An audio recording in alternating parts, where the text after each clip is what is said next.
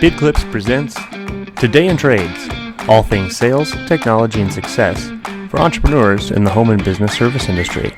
I'm your host, Jim Evans.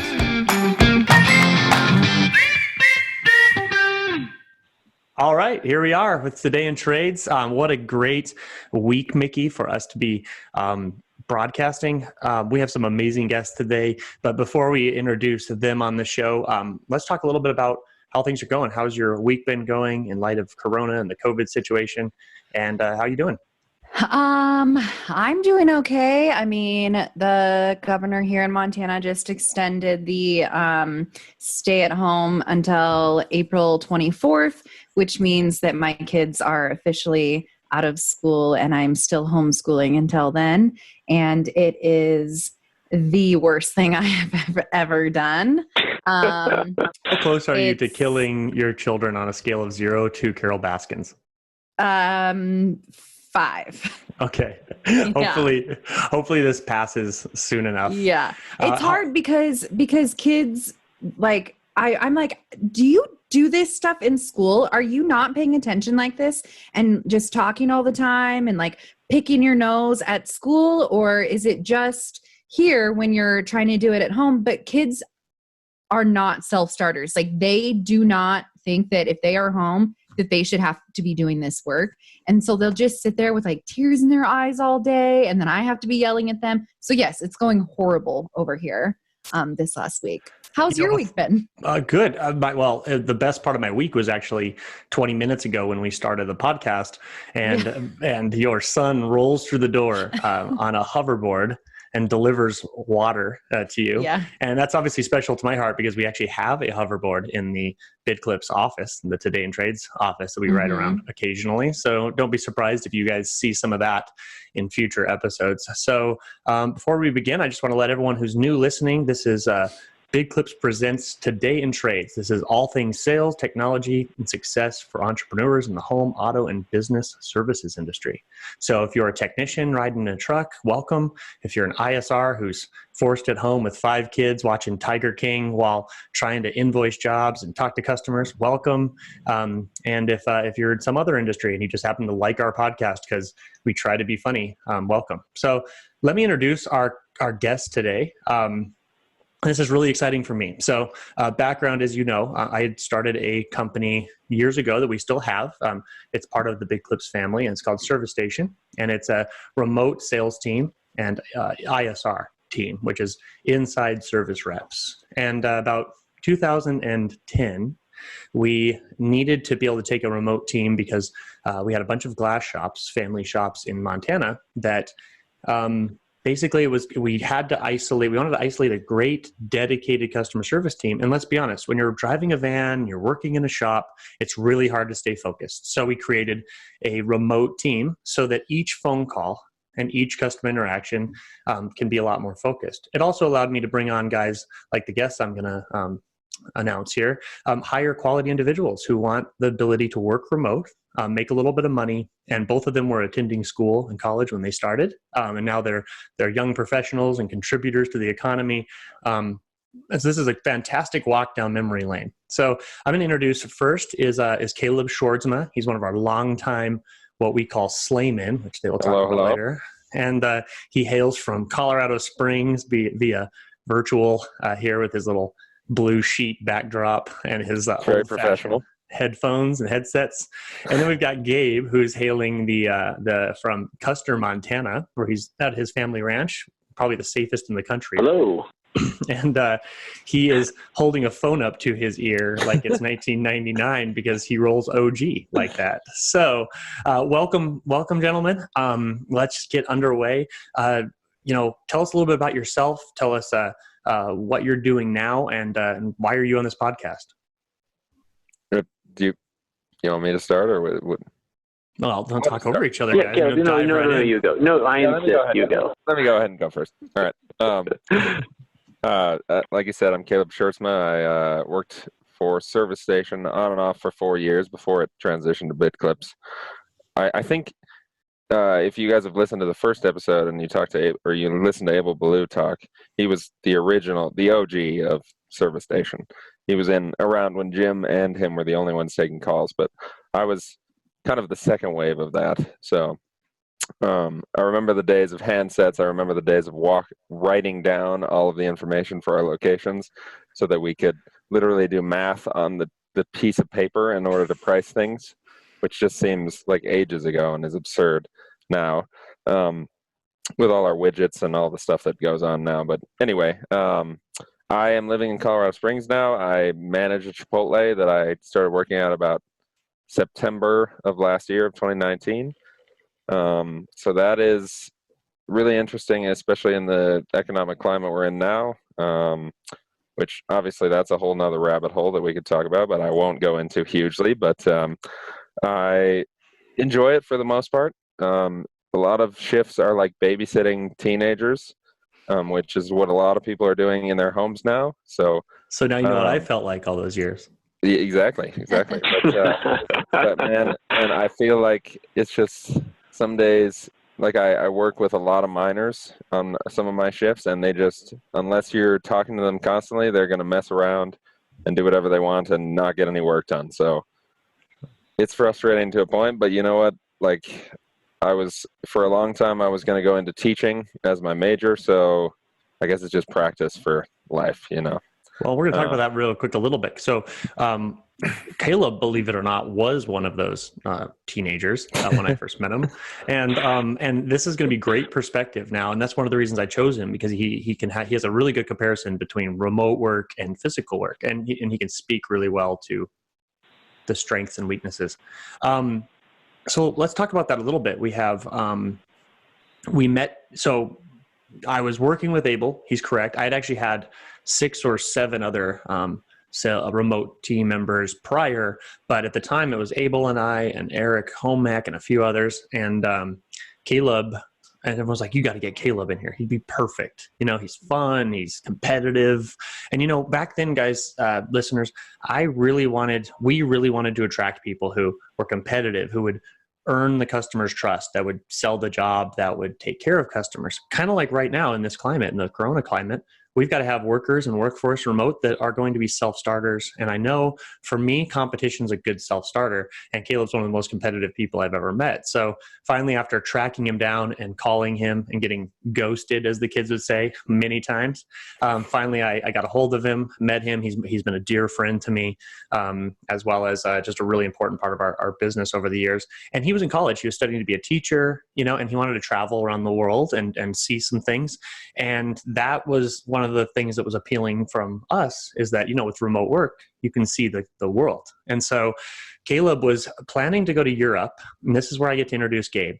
And Gabe, I have known for a long time, and Gabe and Caleb were friends, and you guys will have to clean this story up if I'm missing details, but Gabe calls me, and you know, I'd wanted him to work with us forever. And we'll talk about this later in the podcast.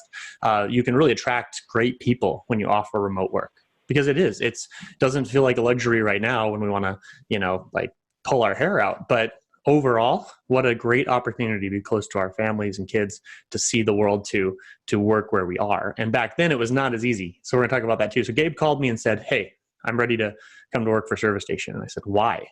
And he said, I want to go to Europe and with Caleb and do some traveling. And I think I can figure this out. And I remember saying to him, are you sure? Because it usually takes about 6 months or so, like a year, to learn how to sell auto glass and, you know, and home windows, and just work in our trades industry is not something you can just do. You know, you have to learn a lot. And he's like, no, I got this. I can do it. And I was like, I loved his competitive drive. So Gabe came into my work life. He had been a friend, but he came into my work life that day. And I remember he just hit the ground running. And Caleb was not only was Caleb like pricing things on his paper, but also trying to make his own quota. He's also Jim, you're telling my story. Gabe. So I know you're telling my story. I have so much I want to interject here. Then dive right in. So welcome, Gabe. I've also been debating interjecting at different points. So I guess we'll do it. All Just dive in. Cool. Well, let me introduce myself. My name's Gabe. I was a homeschooler. So Mickey, I know your kids are going through. I've been through it, and didn't say his last name. Howley. Gabe Howley. Yes, Gabe Howley. Thank you. Anything else? And I currently work for the Bid Clips team. I do outside sales with new franchises and businesses, getting them to use the platform. But I started out as a a lowly windshield salesman, answering inbound phone calls for glass shops across the country, and I would try and slay the appointment and set them up with a new windshield. So Caleb was my teacher, so that's kind of our, like, what is it, Padawan, Jedi kind of thing. I don't know how that works. I'm more a Lord of the Rings guy, but yeah. Which is funny because Gabe was my teacher. Yeah, it's very circular in this. Yes. Whoa. And let's talk about what year was that? Talk about the landscape of the technology, because right now that's not as scary to be like, we can just go work together. Yeah.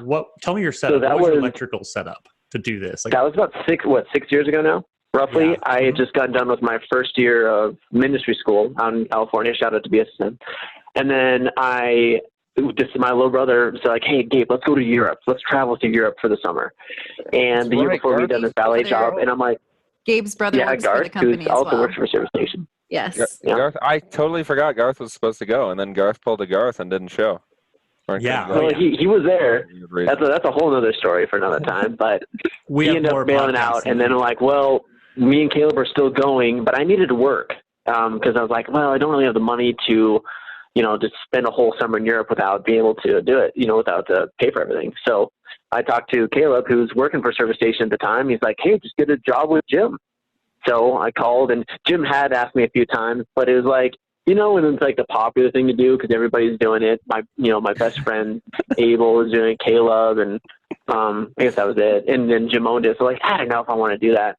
Yeah, it was in 2013, there weren't a lot of jobs where you could literally just go work remotely. And let's just be honest, it wasn't a thing unless you were like a high end of a company or you had a whole home setup. Well, listen, we brought physical handsets with us. Yeah, let's talk about the setup. Talk about your backpack before you guys left to Europe. I brought 2 backpacks, like 2 full-size backpacks, because I had to put all my work stuff in And didn't one of them get stolen? Yes, in the train station in Milan. Yes, and it was terrible. Was it your bid clip, or was it your service station backpack, or your clothes? Yes, my laptop was gone. Oh no! Yes, it was a tragic day. And Gabe just slept right next to me on the bench. Didn't even care. Allowed this person to steal my food. And we have so many of those stories where we're so close. In our setups, we had 50-foot cables of Ethernet. That's what I was told to bring. And then a laptop, and then a plastic office phone, which is bulky and whatever. We were walking around and having to set these up in public places sometimes, and we were asking people to use their routers because that's the only way you could do it is plug it right into the router. We didn't have any voice over IP, laptop setups. So anyway, as your boss, what did I tell you guys were my requirements for travel? What were my only few requirements for Just make sure that you were on when you were scheduled to be on, and certain internet speed. We had to have a fast enough internet speed. Oh, internet speed. And back then, guys, we had to have access to a router because we had to plug our phones into the router. So these guys would go to Airbnb, which was a brand new company, believe it or not, and ask the landlords if they had a router, which the landlords were already learning how to rent to people. Well, and not only that, but some of them didn't speak English. Like one of ours in Italy didn't speak any English. So we're trying to communicate via Airbnb about whether they have a router. And then at the time, if people were just enthusiastically saying yes, it was like, well, we don't even know if they understand what we're actually saying here. So hopefully they put it into Google Translate and actually know what we're saying. Because and most of the time, this is where the whole point of this podcast is to show both the boss's side and then the worker's side. Because all of you out there listening, some of you guys are bosses with people working at home. Some of you are working at home, and we want both of you to get a takeaway here. For me, they would say, oh, yeah, we got it. And then, of course, I'm kind of like, well, are you sure Google Translate didn't translate router into basic Wi-Fi with no signal? And there was many times they'd call me and say, Jim, we don't have what we need. And here's the cool part about remote work. I would be like, figure it out. And these guys had to learn. And I know at the time it was painful. They had to learn. I remember when Caleb called me and said his backpack was stolen in Milan.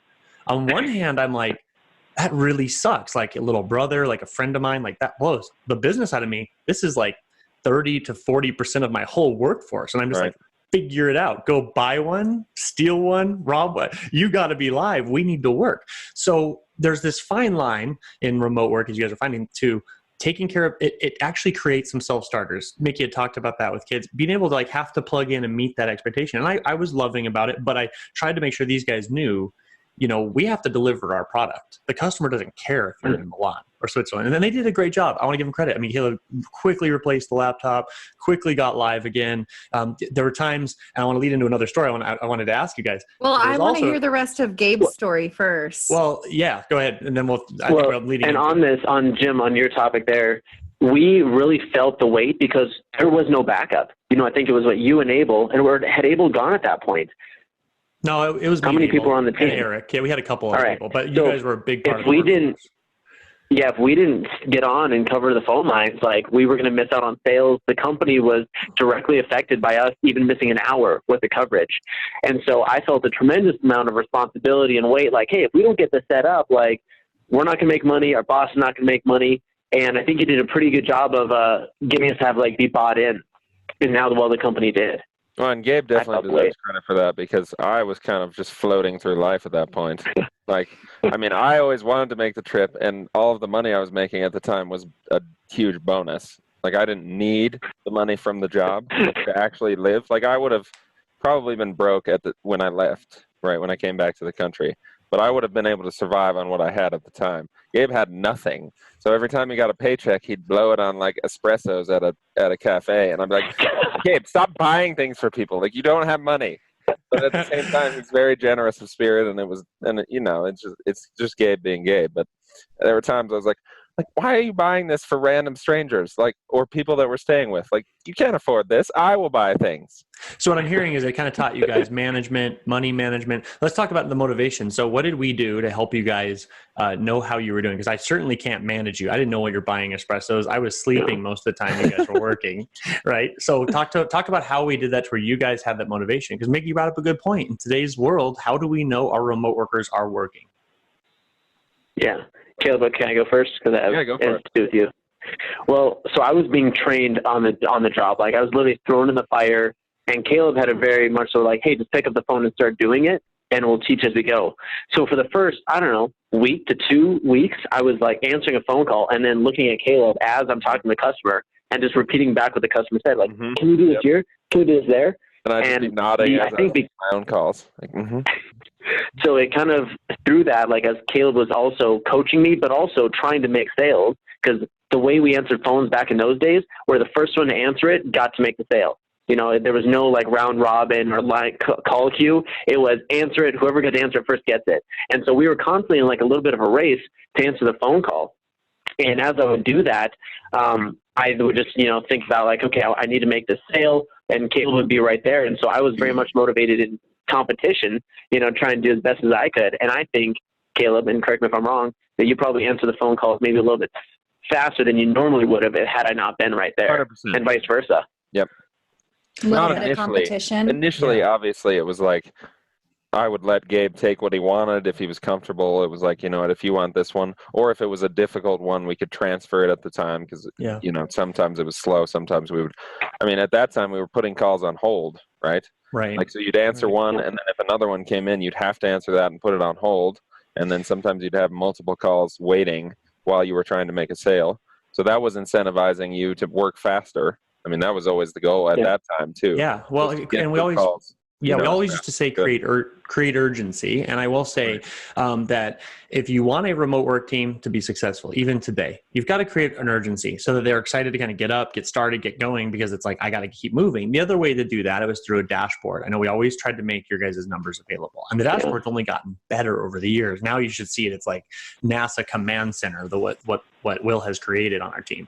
But back then we just had a basic spreadsheet, and really it came down to you had to meet your quota to pay for your trip. So Gabe learned really quickly. So the takeaway here is, even though we're remote and we're not together, you can still see how your coworkers are working. And if you want to know some more of those tools, we actually have a webinar over on the Big Clips website. So you can hop over there and go watch the webinar and see it if you guys want to see all the tools we use now. But back then, you don't need a whole lot of tools, is what I'm saying. They needed their phone. They needed their numbers that they needed to get to. They needed each other to create some competition and hold each other accountable. And you've got yourself a remote team. So let's not overcomplicate it either. Now you need a computer though too. Right. We did back then too. And mine was Oh yeah. tragic day. Yeah. Well, and honestly, I think you hit the nail on the head, Jim. Like, knowing how well we were doing throughout the day was so helpful. I knew if I hit this goal of this amount of sales, then I'd be able to pay for it the next day. Or even though it's, we get paid every 2 weeks, it was still this mindset of like knowing how we were doing created momentum to do better or incentive to like keep going. So. And let me ask our listeners, do you guys know how your team's doing? And if you don't, dive into Big Clip, dive into Today and Trade, like talk to us, send us messages. We'll help you with that. And good job, Gabe, there. The downside of that as an owner or as a boss, and this is to Mickey's point with their own children, that I also found was as soon as you guys made enough money for your espressos and your beer or your stuff, sometimes it was like, I'm there and I'm good. So the next step to a good remote team is to also, and this is what I wish I could go back and tell my younger self to do, I should have made some more stretch bonuses so they can keep going higher and higher instead of just, getting there. So we learn on the go and don't be afraid to adapt. One of the benefits of a remote team is you can adapt a lot faster than when you have an office. It's harder to break that culture. The remote team, we change stuff every day. Mickey, we just started using Asana last week. And just 3 years ago, Mickey would have been like, what? And I would have been like, what? Why are we doing this? Now, like, whatever. We can roll with it because we've now learned how to use some of these basic technologies. Wait, so you're using your laptops in Asana? Yeah, in Asana. Yes. I asked that same question. No, apparently it's not Asana, but they kind of baited me into it. And so, no, unfortunately, you don't get to sit in a sauna with your laptop. It's just, just another thing I have to do. They wanted me to pay for a sauna. It turns out to be a software, not some actual steam room. I got ripped off. Well, that's awesome. So let's talk about Switzerland. I think it was Switzerland. One of my favorite stories, the two of you, was, Jim, we got a problem. What's going on, Caleb? So it turns out the landlord doesn't have access to the modem. We are in trouble. And I'm like, find a coffee shop, find a library, knock on somebody's door and just ask them if you can sell in their living room. I remember one time I sold in a lobby of a hotel for a whole day. And you guys did. And I have a picture. I won't bring it up for sake of time, but I have this picture you guys sent me. And this is really a cool moment of leading you guys. All of a sudden I get a picture, Mickey, and they're both standing under this sign that says service station. And you guys will have to tell where it is. And it was almost like this omen. They found internet.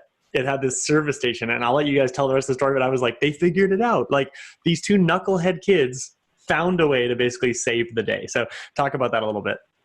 So Gabe, this was in Nuremberg for sure, was where the Dunkin Donuts was. But I don't remember the exact scenario of why. Yeah. So we were in a place. We were staying with. We just got done with the Awakening Europe conference. Right. And this was the one day we kind of didn't have planned out. I don't know why. I just remember like we got done and we're like, hey, we have like hours till we need to be somewhere else, but we need to work like now. Yeah. And so we just started looking around in downtown Nuremberg for the night or something, but we couldn't check in until after our shift started or something to that effect. I remember we were in sort of a courtyard type area. It was sort of a shopping center, I would say, but there was like a thoroughfare through it where people could walk. So there were shops on kind of either side. And we're trying to figure out, I think at the time I was sort of messaging, Travis was around then, talking about how we weren't sure where we were going to be able to get on. At that time, Gabe is running around to every shop, like trying to use their Wi-Fi. Like Gabe, I could just see him negotiating without knowing languages. Thankfully, Gabe was really forward at that time, right? Because if it had just been me, I don't think it would have happened. Like, he was the one who would go into these awkward situations and make them Gabe-like and nice. And then I would benefit from it later and be like, okay, cool, you found Wi-Fi. Like, thanks for doing the legwork on this. And so many of our listeners, guys, are blue collar. We love Dunkin Donuts, so shout out to them for creating a workspace for the blue collar industry.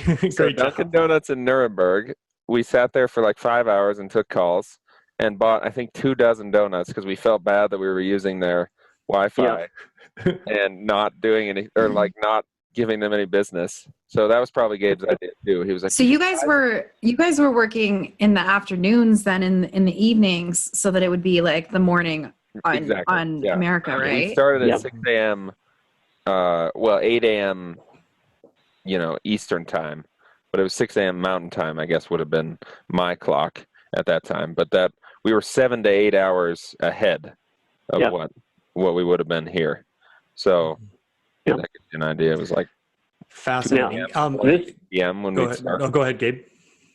Well, this Dunkin Donuts, I just have to emphasize because it's so weird. I've never been to one in Europe, but it was more like a club in the back. There's like lounge areas, really cool seating, like multicolored, like big cushions. And so I'm like, oh man, we can like hide away in the back. I remember asking the person in the front about like using the internet, and they were kind of like, yeah, just kind of like nodding. You know, when someone assumes, like, is just kind of pretending like they know what you mean, and they're like, yeah, sure. So the whole time we're kind of like on pins and needles as we're working in the back, and then we're eating tons of donuts, and then people are coming back and like looking at us because we're talking so loudly. Me and Caleb we're probably two of the loudest talkers in Europe at the time, you know. Well, and trying to talk over the crowd of people too that are in Dunkin Donuts. Well, and that's the thing. There were very few people in the Dunkin Donuts throughout the day. There were like 3 or 4 people that came in to get things. Otherwise, it was just us loudly echoing through the empty space. And here's the most impressive part to me too.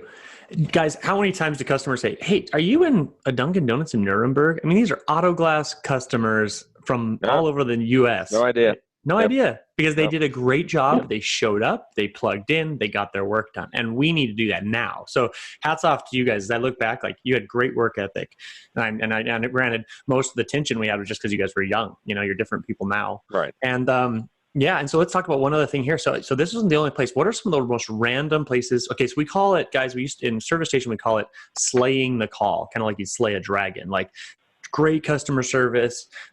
Treat the customer well, and if you can close the job and the customer gives you a great rating and they're pumped, that's slaying a call. That's doing a good job. It's not just making the sale; it's making them be like, "I want to meet this guy." Little do they know they're in Switzerland or Montana or Colorado Springs. For the very beginning of Service Station, we had a competition of who could sell from the most random spots. And I've had everything from pictures of Caleb's mom's back deck where they're sun tanning and selling, to my brother selling from the rooftop in Las Vegas, to Dunkin Donuts in Nuremberg. What are some of your guys' craziest places you've sold from, and what stands out to you the most? Oh, man. Okay. All right. We'll talk about Torino because we talked about it a little bit last night. But we were in an Airbnb in Torino that didn't have a router. Yeah. I actually vaguely remember the Airbnb. It was super hot there because they had a pitiful little fan, and we were kind of sleeping in a loft. There was a couple beds, I think, in a loft, and then there was a downstairs area, but there was no real discernible host at that point. Like, a lot of the places we stayed, if we were staying in a place that was just us, the host would be present and would help us out with stuff. But that was one of the times where we just we couldn't find the router, we couldn't plug in, it didn't work, something like that. So we walked out onto the street from the place we were, and walked next to storefronts that were next to the sidewalk to see if we could find Wi-Fi. So we're literally sitting on the sidewalk next to a reasonably busy street outside this recording studio that had Wi-Fi or had some sort of connection that we could sit at. Were we using Wi-Fi at that time, Gabe? You guys we had those apps. You had figured out an app. Yeah, you were using Bria. Okay. Yeah, you figured out an app. You had connected it. I mean, again, the ingenuity was great because all I said was figure it out, guys. And they figured it out. They always found a way. I think that Gabe's Bria worked better than mine at the time. So he found a Wi-Fi signal that worked, and he was sitting there. So I was sitting next to him. We literally took a picture sitting next to this, you know how storefronts bring down chain netting when they close? There was literally chains in front of this place because they weren't open yet, as we're sitting there on the curb, basically, with our laptops on our laps trying to do this. And eventually the place opened, and Gabe, being Gabe, walked in and asked them if we could use their router, and in some terrible Italian nonsense, whatever it was at the time, and they let us use the router and the sad thing was, it was only an hour left of our shift or something sad like that, and it was really good internet, and we worked for a little bit in there, but it was we just were so desperate at the time, and it ended up working out. That's how most of the times we figured it out were. would get up against our time where we were supposed to be on, and it was like, well, we better figure it out. Like, wow. Yeah. Well, I want to kind of move us down the road of just some practical things. Can I share my favorite spot first? Yeah, please. Yeah, please. Go. I thought that was. I just wanted to. Go ahead, please. No, well, I mean, that was a good one because we were like sitting on like a homeless person on the sidewalk with our laptops. You know, people are walking past us. We're like, what are they doing? We looked good though. That was the important thing. Like we looked. We did. It has been a rough time traveling.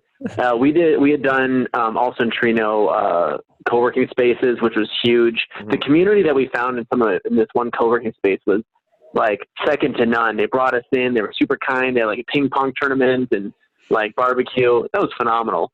But I think one of my favorite places will be when we were in London at Nick Sharp's house, his old flat in this tiny, tiny apartment in northern London.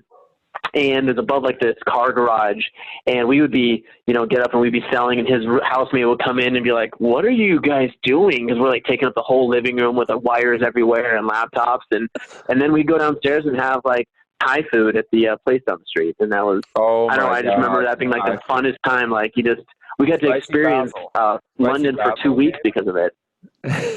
Oh, Spicy Basil. I can't believe you remember the name of that place. It was so good. And we just found a college friend from back in the day, and he'd let us crash there. Well, that reminds me of, I remember, Gabe, when we were in Granada, Spain together, Siete Gatos, and we are all set up in the back, like a bunch of carts and Wi-Fi's, all of us. It was Mickey, it was Will, me, Gabe, Caleb. I don't think I was there. You weren't there. Caleb, Abel, Will. That's what it was. Yeah, you weren't there. And so, you can make remote work fun. And this was long before Corona. This was long before this was cool. And the best part about it is our clients loved these guys. They loved the remote workers. Because of the stories you're hearing, they connect with people. They're refreshed every day. It's not just sitting at the same desk where we get mundane. And I think just your geography and your ability to sell wherever you were created a really intentional connection with our customers. And so we had ISRs in different locations in Montana that we talked to every day to try to set up jobs. That were like, so where are you guys at today? Yeah, they loved it. They were like, where's your team at? I'm like, I don't even know. I just want to make sure they answer all the calls and make the sales and make sure your customers are happy, and make sure windshields are getting installed and glass is getting put in.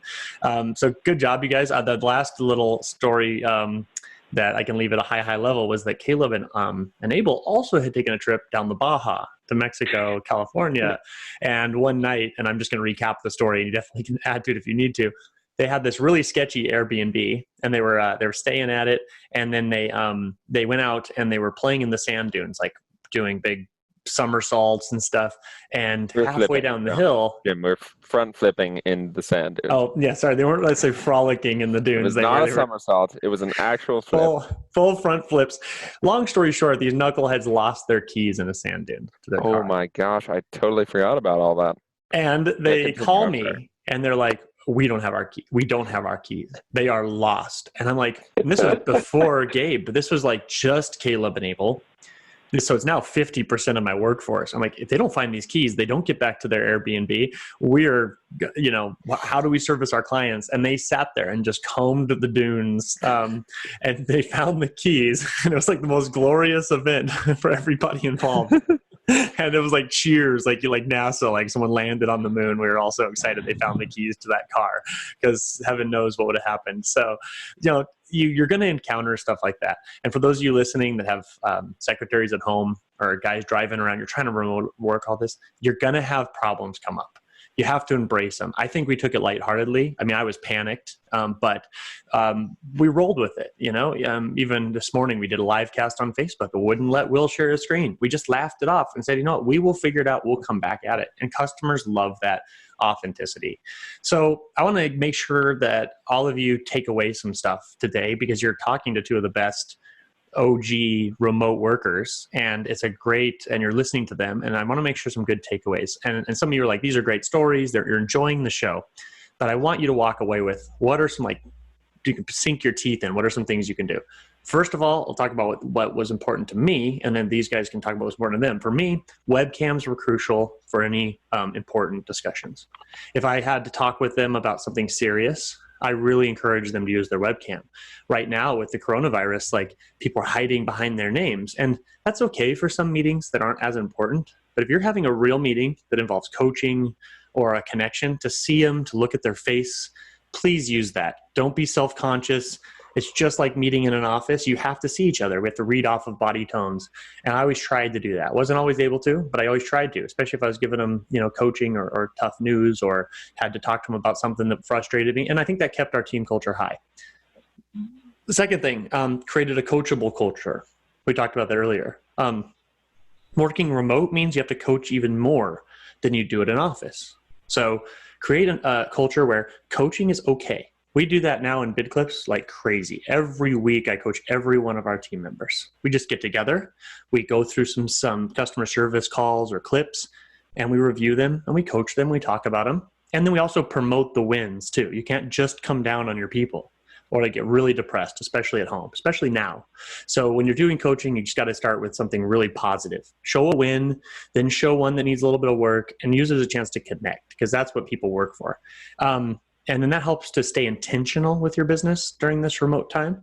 Like I said, I think a lot of owners, especially in the trades, guys, we're old-fashioned industry. The only industry older than the trades are mail carriers, postal carriers. We're literally, that is a Gartner study. We are the second oldest industry.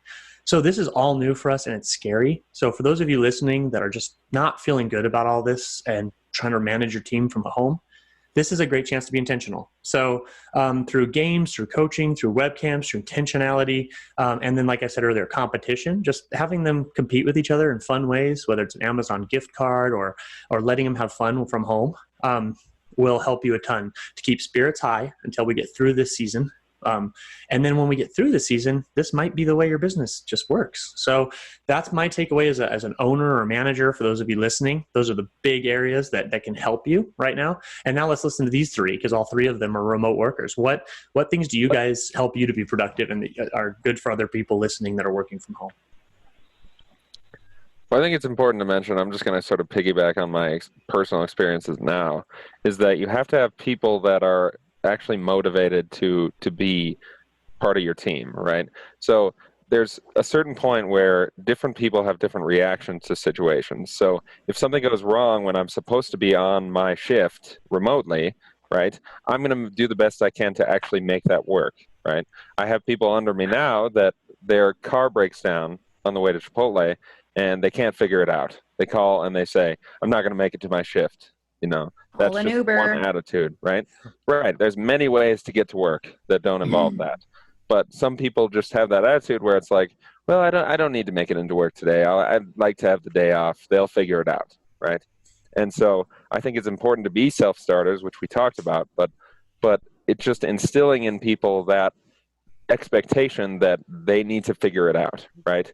Some people don't have that innate ability, and they're very frustrating as workforce. Great point. Right. And if you're looking for workers, a remote team, you can actually get people. We always pick the right people. I didn't care where they lived. I want the right person. If Gabe calls me today and says, this is a good person, or if Caleb calls me and we're still friends and says, this person would be great, it's a young person or whatever, they want to work remotely, you can find better people, I think, sometimes remote, because you're not limited to just who applies at your local area. So very good, Caleb. Craig, self-starters. This time, because people all lost work, Yeah. And I mean, there was always that motivation when Service Station was first becoming a thing, was stay-at-home moms, things like that, like certain demographics that we were looking for. Now you have a much greater workforce or pool of people to choose from, I would say. So if you're listening to this and you don't have a job, work on showing yourself as a self-starter, because there's a lot of these companies doing this. And like Caleb said, you have to show real examples of how you're going to make it happen. Cool. Thank you, Caleb. That's awesome. I remember when I first started working for Service Station, I didn't know any of these guys.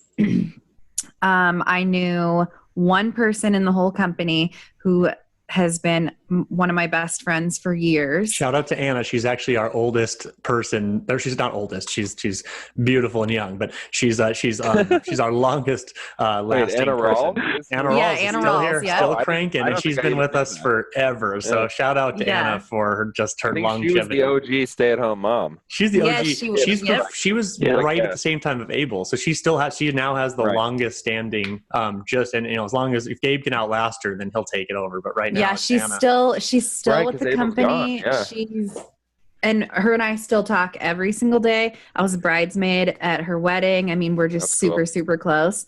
And that's weird that I didn't know that. Yeah, that is weird. I had just quit my job because I have 3 kids, and my husband works, and we're very, very blessed that he has such a good job, and that he makes a very good wage and can pay all of our bills and provide. What does he do, Mickey? For our family? He's an auto body painter. Yep. So listen, guys, if you're listening to this and you're a younger person, because you were told to listen to it by me, go into the trades. Her husband and Mickey are the great example of a trades family who are doing really well, and they're the model family in Bozeman, Montana, of all places. And he loves his work, so please don't discount being a trades just person. Some background on my husband. I mean, he graduated we had a baby in high school, actually. So both of us still finished and graduated from high school instead of just dropping out and getting our GEDs. But which is fine too. I mean, your GED is fine as well. But he never went to college. He never went to college because we had a baby, and we had to, we got married. I was 16 when we got married, and he was 18. Like, we just started so young, and he just luckily fell into this job. And you might have to bleep this part out, but he started out as the shop bitch. We're not bleeping anything out. We've all been there. We've all been a shop bitch at one point. Yeah, he would like sweep the floors, wash the cars. Gabe was my shop bitch when we first started in Europe. Yeah. Just do stuff like that. And then, and at an auto body shop until they started training him. And now he's been doing that for, 16 years now. And, he's a painter. He made over $150,000 last year and doesn't have $100,000 in student loans. So, I mean, and my dad too, my dad's a plumber, and he's the same. That's the same thing. No student loans ever. And he makes around the same amount. So you guys will hear us plug trades careers like crazy. So good to go into. Yeah. Yes. We try to tell our boys, like, you really don't need to go to college, even though your school keeps telling you that you won't be worth anything if you don't go to college. You could just go and learn a trade and be if that's your calling, go for it. Like my wife, a nurse or something. If it's your calling, go for it. If it's not your calling, there's like certain things like lawyer, if you want to be a doctor, if you want to be a nurse, or if you want to be a teacher, that you have to go to school for. But don't go to school for, to make friends or just to drink. You can do that while working your trades job and be making money while you're enjoying your friends. Yeah. But anyway, so Anna, coming back to that, Anna and I, like I said, we talk every day. I had just quit my job because we have 3 boys. Every time that I would get a job working outside the house, once summer vacation hit, I would have to quit because daycare for 3 children is just insane. And I would be making like $100 a month after paying for daycare, which I'd rather be home raising my kids than having someone else raise them to bring home $100. So I told Anna one day, she was saying something about working. And I said, Anna, you should hook me up with a job where you work, because I'm a stay-at-home mom whose kids are all in school, and I have a real sexy phone voice. And she just laughed. And I had texted it to her, and she sent me a message back that said, I just screenshotted that and sent it to my boss. And a couple days later, I get a text message from Jim saying, hey, Anna said that we need to, interview you. Why don't you send over a resume? And we'll talk about that real quick. Now here I am. Real quick, because that's one thing that separates Service Station from other companies. And we still do this till today. You can either prove your way in by talking to some of our existing team and convincing them you belong on the team. I always let our company hire people. But then you can also do something creative. And Anna, I met her at a wedding years and years ago, and she's like, I want to work for your company. And I was like, I don't think you have what it takes. You're in California. You won't wake up early enough. Which was the craziest thing you ever said. And she's like, I won't wake up early enough. So for like a week, she would call me at 5 a.m. her time and at 7 or 6 our time, 6 Montana time, 8 Eastern, and say, I'm ready to go. Y'all work for me? I'll work. And I was like, geez, who is this kid? You know? And back to Caleb's part, it was a self-starter. The job was sexy enough that they were going to work to get it. And even it wasn't about the money. It's about freedom, working from home, meeting friends. Culture, guys, is as important as the income. Yes, income's a real thing. You got to make money somewhere, but culture is as important. So then I get a box. Travis, our manager, who Caleb referenced earlier, gets a box and he goes, run up to me. He's like, Anna sent you a gift from Anna Rawls. Who is this? I'm like, oh, what did she do? And I should have worn that today. I'll do that when I interview Anna. She'll be in one of the pods for sure. And I open up, or he opens up the box, and I lift up, and it's a T-shirt that spelled "Hire Anna" in reverse. So in the mirror, I can see it. And then Travis, our manager, was wearing one that said "Hire Anna" that I could read. And we still have those shirts. They're still like in my archives. And when Mickey started with us, I also got a nice package in the mail. And I still never met Mickey in person. And we've worked together every freaking day. That's how you can do remote teams. In the mail, I get a beautiful red pillow that says Bid Clips across the side. And it was like, she took the time to embroider it, showing she's artistic, she's detail oriented. And I was like, I'm totally going to bring this person on. I didn't even really need Mickey at the time, but I wanted Mickey at the time. So if you're an owner and a good person comes across your doorstep, find a job for them. Make it work, hold them accountable. You know, there's always, my grandpa used to say, there's always a door open for the right person. So anyways, great job, Mickey. That's a cool story. Gabe, well, how about you? What did you take away from those years in the sleigh field? Well, I got a list of things, but one of the big ones was getting daily check-ins from you, Jim. Like, as a manager, knowing, like, getting a call from you was like a kick in the pants or like shot of adrenaline. Because some days, like, we weren't making the sales, you know. Maybe we were in a funk or had a rough night before. And so we're like, well, start the next day and you're just not motivated. But then you get a call from you and they're like, oh, okay, that's right. We are part of something bigger. So that was helpful. Working with Caleb was massive. I'd say, you know, for all the people working at home, the more you can stay connected to your team and build individual relationships, the more everything is going to flow more easily. You know, be it asking questions. You never know when you need help with something. And having somebody like Caleb, who has been at the company a lot longer, it just made everything flow more easily. And I'm definitely a much better salesman because of it. So, and then being in a place that you want to be, you know, whenever, like in the place I'm in now on my parents' ranch in Montana, because Australia is closed because of the coronavirus, which is where I'm supposed to be right now. Background. He's loves meeting everybody. He has a lady friend in Australia, and he was flying to see her and gets turned around in LA, or he was at the airport. He was going to get on the plane in like a romantic comedy, and he was forced away. And so we're all excited to see what happens when this passes, and he's able to maybe you should try sailing in a ship to see her. And Gabe, I know, Caleb. Live in California? No, I mean, I was literally on the plane to move to Australia. Oh my gosh. So I was like planning to be gone. Visit her. No, he was going to move there just 2 months ago. So Corona has hit us square in the face. And guess what he's going to do in Australia? Keep working for us at freaking odd hours of the night, because he's part of our team. He's part of our family. And until he decides to leave, that's up to him. And so, that's fantastic. I forgot. It seems like yesterday. We're all getting through this together, and I forget about that stuff. What time were they turning around planes? They turned it. So my flight was going to leave, and the border was going to close to non-Australian citizens 6 hours into my flight. It's a 14-hour flight, so I would have landed and gone to customs. They're like, no, we can't let you in. And I was hoping I'd be kind of grandfathered in, you know. But they stopped us at the gate in LA, and they're like, nope, won't have it. So I had to fly back to Redding, California, and then road trip out to Montana before everyone started doing quarantining in place. And now I'm here at my parents' ranch, which is great because we have great internet. But right. So but now I'm just getting that actually though. That's my main question. Say that again, Caleb. What day was that? Like, I'm trying to get a timeline because all of this stuff kind of blends together in my head. 3 weeks ago, right, Gabe? 3 weeks ago.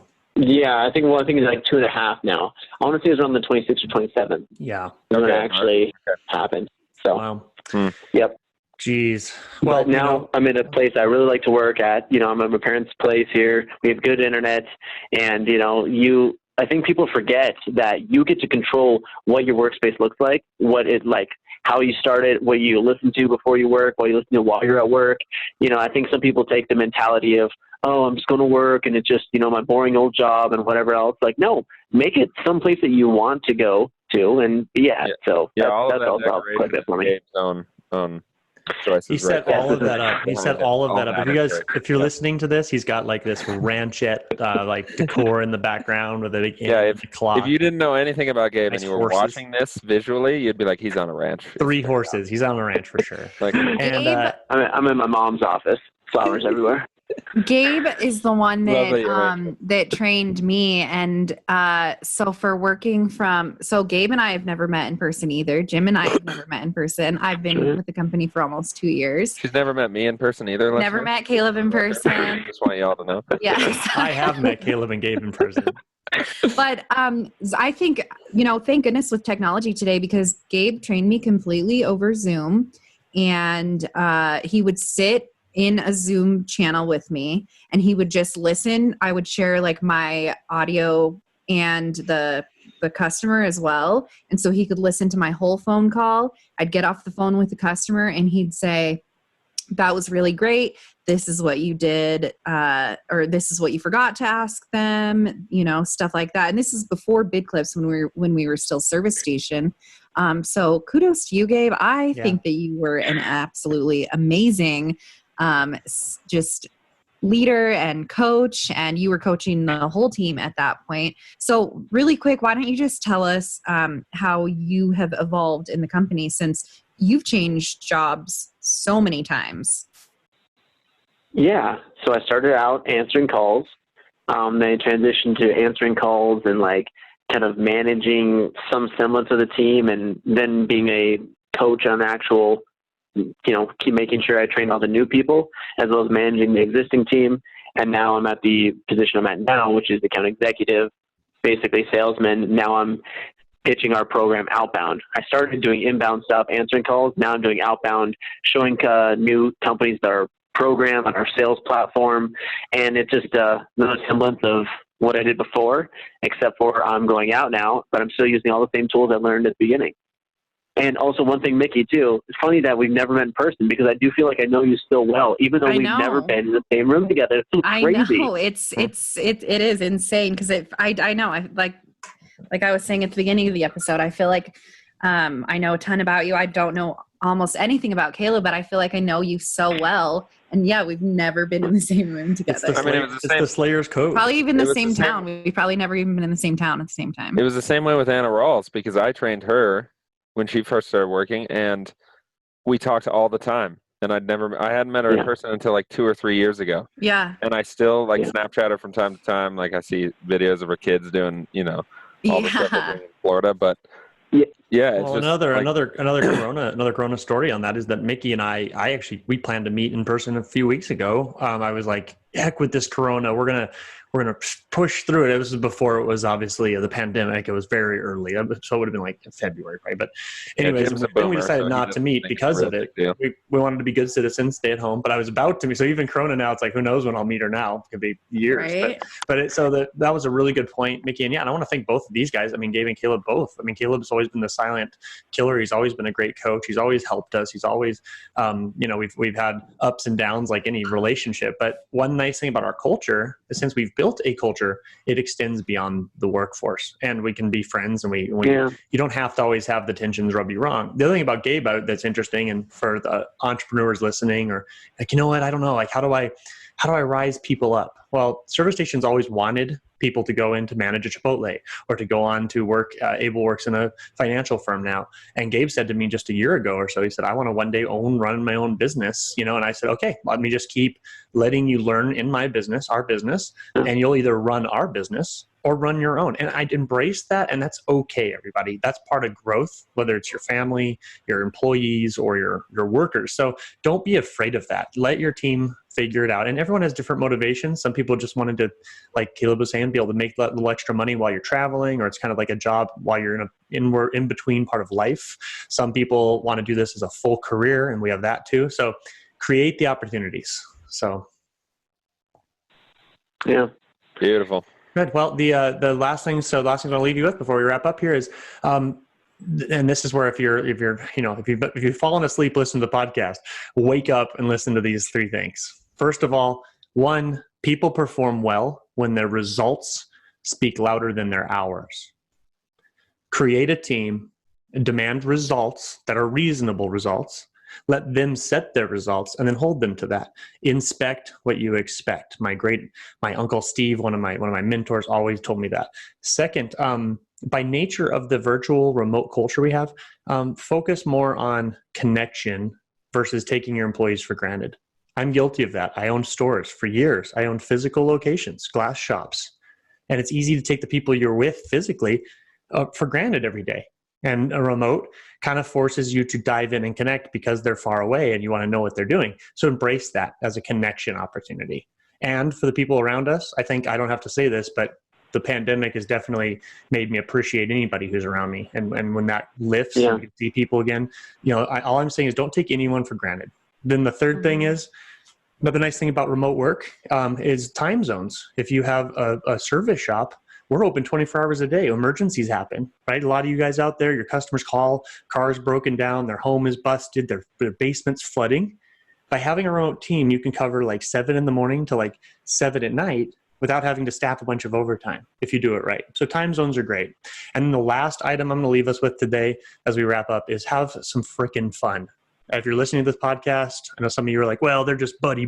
Yes, we are, because the people we work with are the people we spend our lives with. So if you don't enjoy working around the people, don't go get rid of them or change your job necessarily. Make it fun. Find things that connect. We are all different, even on this phone call, and make it a fun place to work. Embrace that as an owner. I don't care how old-fashioned we are. I'm wearing a freaking flamingo shirt today. Like, have some fun with our job. And then the last thing for me, some of you out there that are entrepreneurial, a lot of times we can be ADD or have our brains going a million different directions and a million times. I love to work all different places. I work here in the cottage. I work from our boat. I work upstairs in my house in the lazy boy. I work on the couch. I change it up a little bit, and I find dedicated spots that get me motivated that day. Some people, like Nikki, like their spot. They work there. They're productive there. That's what they do. So remote work also allows you to connect. So, so those are my last takeaways for all of you listening. Hopefully you can rewind that and write them down and make it happen. Thank you, Gabe. Thank you, Mickey. Obviously, I love having you each episode. This is so fun to have you on here. Caleb, we miss you, man. We're excited to see you dominating the Chipotle life, and I'm glad you can feel how I felt managing people. And I hope that brings us together as friends. And and so please stay tuned to the next episodes. I want to thank BidClips for making this happen. They're obviously our sponsor and own the podcast. And this is Today in Trades. And you can find us on iTunes, Spotify, or Podbean. Yes, and we have a YouTube channel, Today in Trades, if you want to see us. It is just Zoom because we're quarantined. But you know what? Beggars can't be choosers. So again, Today in Trades. Jim, what if you tweet? How can we follow you on Twitter? We have a Twitter account, and we have 2 followers, one of which is your cousin and one of which is our marketing director. So we are Twitter failing, but in light of, of today's age, I'm okay with that. I hope the right Jim, hold on. You got to tell Caleb. You got to leave this with telling Caleb what happened on Twitter originally. Okay, yeah, we have one last little story. Everyone's like, God, they just shut this podcast down? The answer is no. They can stop. We don't care. We don't care about how big our audience is. We want the right audience. And this is my Twitter. So for about a year, Caleb, I've been managing the Twitter account. I am not a social media guy. Just in a small business, you just do everything, and I was trying to keep a Twitter alive. So every time I would post on Instagram for the company, I would post it over to Twitter. And I followed like 50 people in our industry, people I want to kind of connect with or have as guests. Long story short, about 3 months ago or so, I'm laying in bed and my wife goes, "Wait, you have a Twitter account?" And I said, "Well, yeah, of course we have a Twitter account, honey. What is this? 1998?" And she's like, "Oh," and she like looks over my shoulders and she starts scrolling through my phone and she's like, "You only have 2 followers, and you've been posting for over a year." And she just looks. She's like, "This is the most pathetic thing I've ever seen." And she goes, "Wait a minute. One of the followers is Gabe's cousin." It was like this. I just looked at her defeated, and I was like, "Yeah, I'm gonna stick to what I'm good at." So I'll just go talk. Turn that over to like Johnny Knox or somebody. I know I have to. Social media. Talk about like turning things to our team. I definitely need help. So, but you guys, we don't, like I said, we don't care how big the following is here. If it's 5 listeners or 5,000 listeners, we just want the right people to listen to our podcast. So if you're in the trades and you're growing in the trades and you're building your business and you're driving around in your truck, join us. We're going to make it entertaining. We're going to try to bring you guys stuff every week. So thank you, Gabe and Caleb. I doubt this is the last time you guys are on the podcast, but I definitely appreciate your time, and I appreciate you, Mickey, and we'll see you next time. Thanks, you guys. Thank you. Adios. Thanks for having us.